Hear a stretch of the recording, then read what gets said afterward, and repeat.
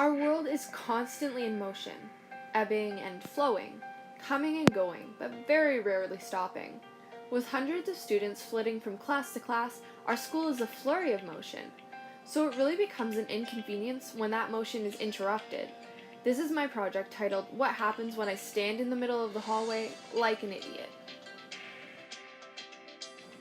Preliminarily, I determined that there would be 5 reactions that I would encounter during this experiment. Firstly, that people might avoid me. Next, they might make a noise if they bumped into me.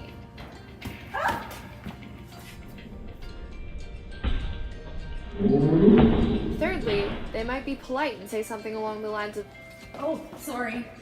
Fourthly, I thought they might try to take an alternate route, even if that meant putting themselves in an inconvenient position. Finally, I figured they might just be downright rude.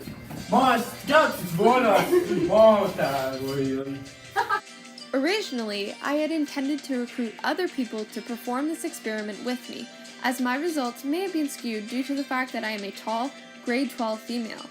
However, if I had put a 4-foot grade 9 in that position, or even a 6'5 grade 12 male, things might have been different.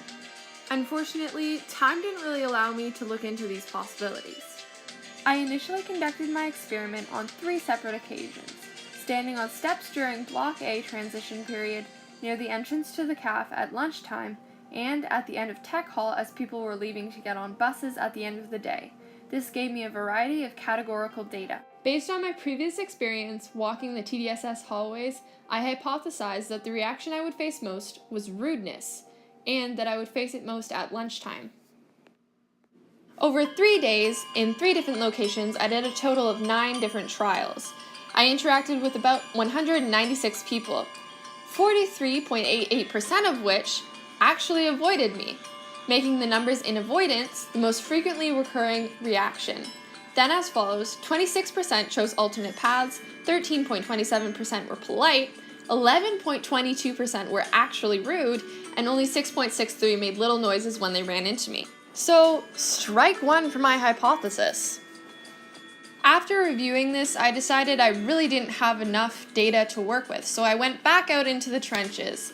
This time I decided I would look at my most frequent result, which was avoidance, and also making a personal decision to look at the rude results. This time, in only 3 trials, I decided I would observe what grades people were in, and whether a specific grade was ruder or a specific grade would more frequently avoid me.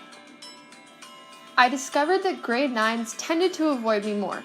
Whether that was from timidity or just because they were the largest group that I interacted with, the results showed that the probability of being a grade 9 and avoiding me was at a very high 90.91%. On the opposite end of the spectrum, the group that tended to be the rudest were the grade 10s, which coincidentally, they were also the smallest group that I met. Although avoidance and rudeness were almost equal for that group, the probability of being a grade 10 and rude turned out to be 42.86%. At the end of it all though, I was right about thinking that rudeness was at its highest levels during lunchtime. So what have I learned? In the beginning, my hypothesis was that in doing this experiment, people would be fairly rude to me. Bump me, or say mean things, or swear, or just try to get me out of their way. But I was pleasantly surprised that they only really avoided me.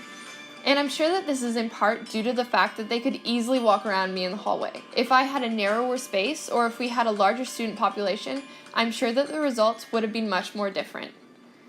So in conclusion, the next time you see someone blocking the middle of the hallway, don't be rude, but then again, don't even avoid them. How about you solve the problem for everyone? Use your words and politely ask them to move. That way, we can all get back to being on the move uninterrupted. Thank you.